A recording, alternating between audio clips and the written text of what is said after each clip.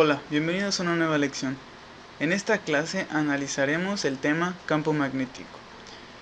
Bien, comencemos por un conductor de determinada longitud en el cual vamos con una polaridad, desde luego, en el cual vamos a inducir una corriente eléctrica. Esta corriente va a generar un campo magnético, el cual va a estar presente alrededor de toda esa longitud. Y entre más cerca del conductor analicemos ese campo magnético, va a ser más fuerte. Bien, la ley de Ampère nos dice que la integral cerrada del campo magnético es igual a la corriente neta. Entonces vamos a analizar un núcleo ferromagnético y recordar que ferromagnético hace referencia a un material el cual tiene buenas propiedades para conducir campo magnético. Bien, es un buen conductor de campo magnético. Ahora imaginemos un alambre el cual va a estar enrollado en esta parte del núcleo ferromagnético y vamos a inducir vamos a aplicar un voltaje y de esta manera se va a inducir una corriente, la cual va a generar un flujo magnético que se representa con la letra Φ. Entonces va a circular un flujo magnético en la trayectoria de este núcleo ferromagnético. Ahora bien, si realizamos un corte en este material, vamos a ver estos puntitos negros como la representación de los vectores del flujo magnético que está circulando por esa trayectoria. Ahora bien, cabe destacar que las líneas al cruzar no van rectas, hacen un movimiento similar a estas flechas, tienden a querer ir hacia otra dirección y posteriormente toman la posición vertical, que en este caso se está analizando. Aquí hice una anotación que dice que tienden a expandirse y a regresar a su posición vertical, y de esa manera se aprecia la reluctancia. La reluctancia hace referencia a la oposición de que fluya ese flujo magnético. Entonces este se llama efecto marginal. Entonces los vectores del campo magnético y el flujo magnético representado por la letra Φ. Bien, la intensidad del campo magnético por la longitud media de la trayectoria del núcleo ferromagnético es igual al número de espiras de la bobina por la corriente que está inducida. Entonces, la intensidad del campo magnético es igual al número de vueltas de la espira o de la bobina por la corriente entre la longitud media del núcleo ferromagnético. ¿De acuerdo? Aquí están lo que significa cada uno. La intensidad del campo magnético se da en amper vueltas sobre metro, el número de vueltas o espiras, que es una constante normal, la corriente eléctrica, que sabemos que se da en amper, la longitud media del núcleo ferromagnético, que se da en metros. Bien, ahora vamos a analizar que además de los materiales ferromagnéticos y los materiales diamagnéticos, existen también los paramagnéticos.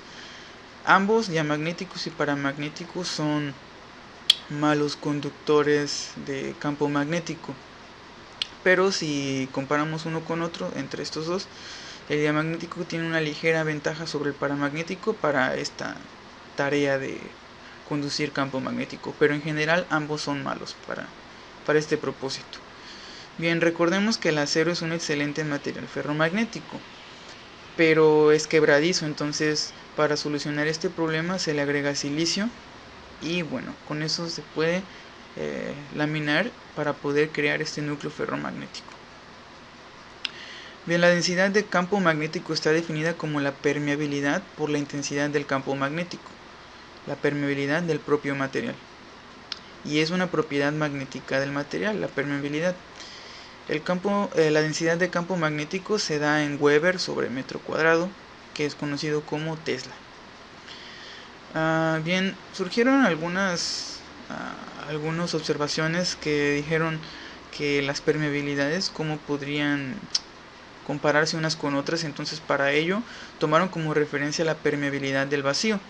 Bien, y surgió un nuevo concepto que se llama permeabilidad relativa, que básicamente es la relación que existe entre la propia permeabilidad del material dividida entre la permeabilidad del vacío.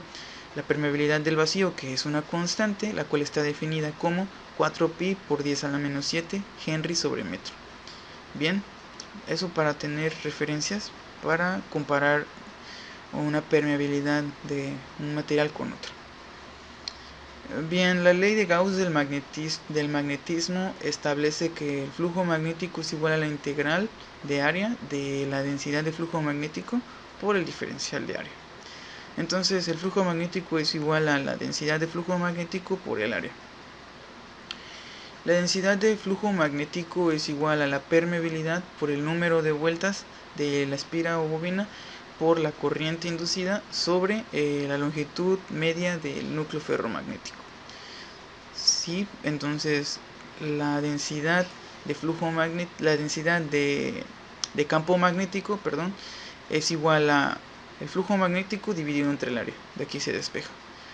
Y entonces, si despejamos nada más el flujo magnético, que está dividiendo el área pasa multiplicando. Entonces, el flujo magnético va a ser igual a la permeabilidad por el área por el número de vueltas por la corriente inducida, dividido entre la longitud media del núcleo ferromagnético.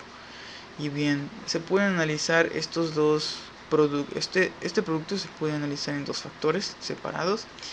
Y bueno, el producto del número de vueltas por la corriente se denomina fuerza magnetomotriz, representada con F subíndice mm o una F de esta manera, y se da en ampere vuelta.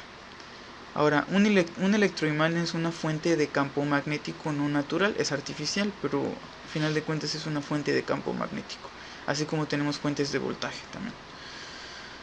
Y bien, surge un concepto el cual se denomina R, que si no mal recuerdo es lo que nosotros denominamos anteriormente como reluctancia, que es la oposición del propio material al flujo magnético. Entonces eso va a ser igual a la longitud media del núcleo ferromagnético dividido entre la permeabilidad por el área. Por lo tanto, entonces el flujo magnético va a ser igual a la fuerza magnetomotriz dividido entre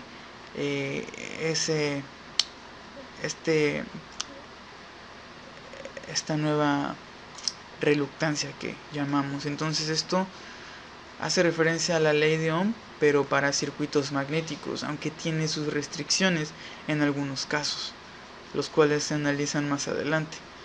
Pero bueno, entonces con esto concluimos esta clase número 2. Y bueno, muchas gracias por ayudarme a estudiar, ya que les comenté que este curso tiene esa finalidad, que yo estoy estudiando para mi materia y a su vez trato de compartirlo con ustedes para que podamos ir juntos construyendo conocimiento. Y bueno, eso ha sido todo por esta lección. Nos vemos en la próxima.